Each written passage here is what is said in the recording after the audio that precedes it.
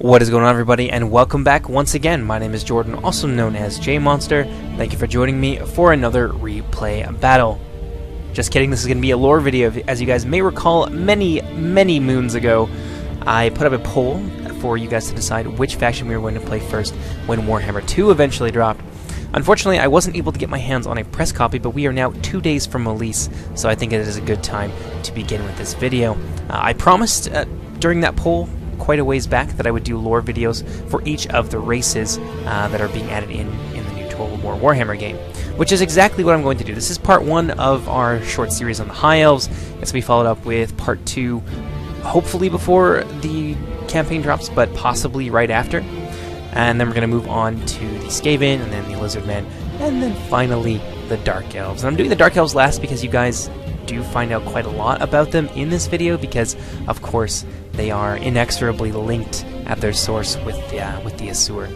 But in any case, I see no reason to delay any further, so let's go ahead and let's get into the lore video, and I hope you guys enjoy it. The High Elves, or the Asur as they call themselves, are one of the oldest and proudest races to be found in the Warhammer world.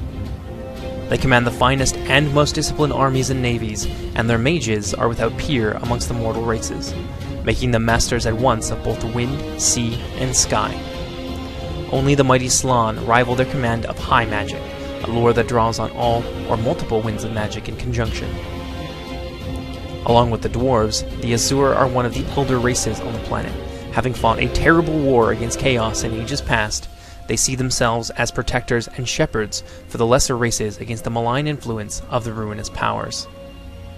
This contributes no doubt in part to the perception that High Elves are haughty, aloof, and arrogant, and one could be forgiven for believing it so. Still, anyone who stands against the darkness should be more than glad to have the children of Ulthuan at their side in their hour of need. The origins of the Elven race date back to before the collapse of the polar gates that ushered in the twisted, corrupting influence of chaos into the world, a cataclysmic event known only as the Great Catastrophe. For unknown reasons, the polar gates, safeguards created by the Old Ones to shield the world from chaos, malfunctioned, allowing the ruinous powers to flood into the world. Following the destruction of the polar gates, demons tore through the veil between realities, rushing forth in an unstoppable, gibbering tide, screaming obscenities and praises to their dark masters as they slew mortals wherever they found them. Against the limitless hordes of the realm of chaos, the elves could not long stand. As Ulthuan burned around them, the elves prayed to their gods for deliverance. Anarion, an elven wanderer who had traveled all across the world, was swiftly returning home to defend his people. What he found was a country that had been torn asunder. Demons roamed freely across the ancestral elven homeland, slaughtering villages and slaying armies. Anarion fought his way across the island of Ulthuan to the shrine of Azurian, the phoenix god of the Asur. There he offered himself to the sacred fire and beseeched the phoenix god to come to his aid and that of his people. Anarion threw himself into the white-hot flames, expecting to pay the ultimate price for the salvation of his countrymen. But he did not die. Instead, Anarion emerged from the fire, stronger than ever before. The divine magic of Azurian lifted him up and transformed him into the mightiest of the Phoenix Kings. His first act as king was to fall upon a horde of demons assaulting Azurian's shrine, trying to extinguish its sacred flames for all time. Anarion killed the demon lord leading them with a single throw of his spear. Picking up the demon lord's weapon, he massacred the rest of the host. Word of this victory spread across Ulthuan like wildfire, and elves flocked in the hundreds and thousands to the banner of the newly crowned Phoenix King.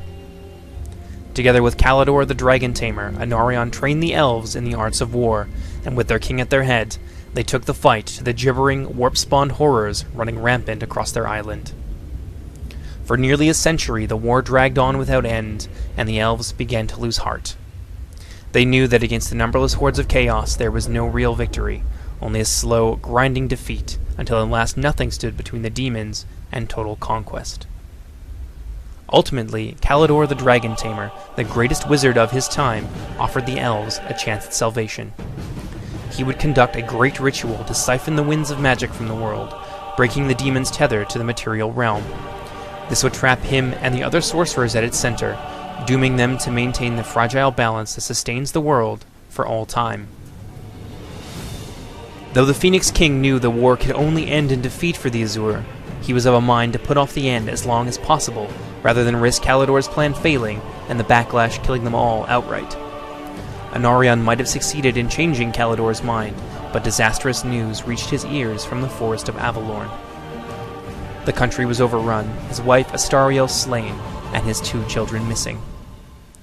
Overcome with rage, Anarion mounted his faithful dragon in Draugr and set off for the Blighted Isle, home of the Altar of Cain and the resting place of the dreaded Sword of Cain. All knew that to take up the blade meant damnation not just for oneself, but their lineage as well. Ignoring warnings from the gods themselves and hardening his heart to the pleas of the ghost of his departed wife, Anarion wrenched the blood-dripping blade from its resting place, sealing his fate and that of the High Elves, though at the time he didn't know it. Soon after, Anarion saved a beautiful seeress named Morathi from a pack of Slaaneshi demons that were apparently assaulting her. It wasn't long before Morathi charmed her way into the marriage bed, and from their union came Malekith, the future Witch King of the Dark Elves. Kalidor and his mages required time to complete their ritual, and once the demonic host realized what they intended, the ruinous powers would surely come against them with their full force. Anarion therefore resolved to buy the mages whatever time they needed with the blood and valor of his army of High Elves. The struggle was nothing short of apocalyptic. Dragons descended on the demon host in numbers so great they blotted out the sun with their wings, and thousands of elves and demons died on either side. Finally, only Anarion and his faithful dragon in Draugr stood at bay against 4 greater demons of the Chaos Pantheon, as the demons attempted to smash their way through Kalidor's wards. One greater demon is nearly an impossible challenge for a single mortal to combat, but Anarion was more than elf. He proved himself that day to be like unto a god, as one by one the greater demons fell to the bloody sword of Cain, though Anarion and Draugr were mortally wounded in the process. As the last demon fell, Kalidor's ritual was completed with explosive effect. Thousands died as the shores of Ulthuan were swept clear by monstrous waves, ships were sunk, and the sky was split by lightning bolts.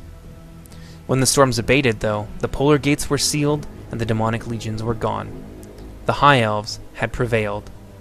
Ulthuan, however, was a land in ruins, but at least it had a future.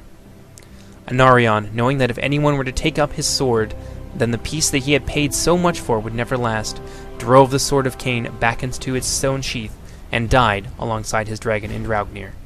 Following the death of Anarion, the princes of Ulthuan convened at the shrine of Azurian to choose a new Phoenix King. The most obvious choice to many seemed to be Malekith, Anarion's son. He had grown since his father's death, becoming an able general and a mighty sorcerer. Malekith, however, was not chosen as the next candidate, but rather the princes chose Belshazzar, Prince of Tiranoc, from among their own number. Morathi shrieked her defiance, but Malekith quieted her, and was the first to bend his knee to the new Phoenix King. With Belshazzar firmly on the throne, there began a golden age of exploration. The elves expanded their empire across the face of the world, founding many new colonies on the shores of the Old World. It was during this period that the elves first established contact with the Dawi, or dwarves of the Kara-Zankor, and both nations prospered through trade and friendship. The Phoenix King appointed Malekith to serve as his ambassador to the Dawi. As elvendom flourished abroad, the seeds of tragedy were sown at home. Chaos had once again returned to Ulthuan, this time not with legions of bloodletters or shrieking horrors of Tzeentch, but in a form far more subtle and insidious. The cult of pleasure grew up in the elven homeland with Morathi at its center. Upon returning to Ulthuan, Malekith found a realm in the grip of suspicion. The pleasure cults were most powerful and prominent in his homeland of Nagarath, and his mother Morathi, it turned out, was their high priestess. Malekith was evidently horrified by what he found in Nagarath, and led the Inquisition to suss out the cults and eradicate their followers. Malekith called Ulthuan's lords to a council of war at the shrine of Azurian. On the eve of the council, the worst of horrors was revealed. Malekith claimed that the Phoenix King himself was a secret member of the Cult of Pleasure. Before Belshazzar could deny this, Malekith had him poisoned. With this accusation, Malekith had crossed a terrible threshold. None of the other princes were willing to believe that their beloved Belshazzar was a cultist, many of them having known the king for far too long. By the time suspicion fell on Malekith, he and his followers had already claimed the Shrine of Azurian. The princes and their small bodyguards were at his mercy, and his ties to Nagarath meant that he had an army of loyal cultist followers ready to impose his rule upon the leaderless elves of Ulthuan. Confident in his ascendancy, Malekith marched without fear into the sacred flame, firm in his belief that the gods would find him worthy. He was very, very wrong. The flames of Azurian left Malekith writhing in agony, horribly scarred and at death's door. The princes claimed that this was proof of his illegitimacy as Phoenix King, while his followers who spirited him away to Nagarath claimed treachery. The desperate princes who remained took counsel together, along with the chief priest of Azurian and the captain of the Phoenix Guard, the silent, deadly guardians of the Shrine of Azurian. Together they raised Prince Imric, who came to be known as Kalodor I, to the Phoenix throne of Ulthuan. Malekith's legions marched from Nagarath, and civil war engulfed Ulthuan and its colonies abroad. As the war dragged on, the Nagarathi became increasingly desperate and begun to make pacts with demons and other dark powers. At last, Malekith devised a final, desperate scheme. He and his covens of sorcerers would undo the enchantments that bound the vortex at the heart of Ulthuan, unleashing the demonic legions of the ruinous powers upon his enemies. So began at last a deadly conflict. As the Witch King and his counselors began their terrible ritual, the greatest wizards of the elves attempted to stop them. But such was the awesome power of the Witch King's dark magic that he and his coven of mages slowly but inexorably gained the upper hand. The heavens shook and the earth trembled beneath their feet. In the far north of the world, the realm of chaos churned and prepared to advance once more. In the camp of the Phoenix King, Kalodor prayed to all of the gods and his grandsire to aid him in his struggle. At dusk, the Witch King and his followers began their final push. Demonic sorcerers came to their aid, and the last spells of the defenders collapsed before their onslaught. From the sky, the triumphant laughter of the dark gods was heard. Then, as the tainted magic touched the Isle of the Dead at the very heart of the vortex, new players entered into the game. Mighty figures clad in light sent a surge of mystical power tumbling back into Nagarath. The trapped mages of the Isle of the Dead refused to let their work be undone. As the wave of energy reached Nagarath, the island buckled under the titanic stress. Across Ulthuan, earthquakes cast down cities and toppled mountains. A wall of water 1,000 feet high smashed down upon Nagarath. The sea rushed in to cover all the Dark Kingdom, and most of Tiranoc besides. Thousands were slain, drowned by the waves, buried by earthquakes, or struck by magical lightning. The shock was felt as far away as the World Edge Mountains, and is recorded in the Chronicles of the Dwarf Kings. Kalodor and his fleet led the final charge against the Druchii, reclaiming the Isle of Blight and pushing them off Ulthuan entirely. Unfortunately, as fate would have it, his flagship was separated from the rest of the armada during a storm, and Druchii raiders fell upon him at disadvantage. The king and his guard fought throughout the night, but once they realized that hope was lost, Kalodor walked off the ship in full armor, and drowned rather than be captured and submitted to the tender mercies of the Dark Elves. Thank you guys for watching, and I hope you guys enjoyed it. The next section of the High Elf lore video will cover the War of the Beard, the structure of their society as it stands currently, and it will go into a short breakdown on the lore behind the various units. I've only picked a few of them, kind of some of the more highlights from the High Elf roster that you'll be seeing in Warhammer 2, and you'll probably have already seen them in action at that point. But in any case, thank you once again for tuning in, and I will see you next time. Take care, everybody. Bye-bye!